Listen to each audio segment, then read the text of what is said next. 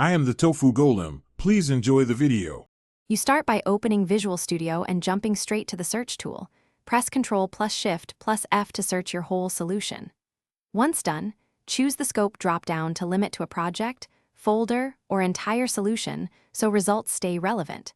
Make sure to toggle Match Case or Match Whole Word when precision matters, and enable regular expressions for pattern matching.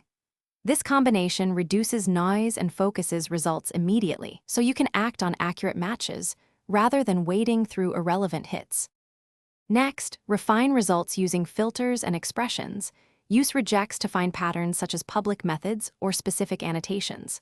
Once refined, apply file extension filters like asterisk, CS or asterisk, JS, and exclude directories with patterns such as bin or node modules so you avoid irrelevant binary or dependency files. Then preview matches in the search window and double-click a result to jump straight to the line in the editor. This flow speeds inspection and reduces context switch. Finally, apply changes safely with Replace in Files. Press Ctrl plus Shift plus H and always use preview changes to scan replacements before committing.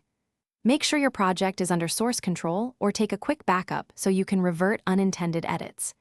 If results are missing, check your scope, file masks like asterisk, CS, and whether regular expression mode is altering the query. One key troubleshooting tip: turn off regex and broaden scope to confirm hits exist.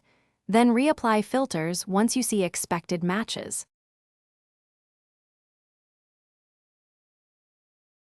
Thanks for watching. Consider subscribing if we helped you today.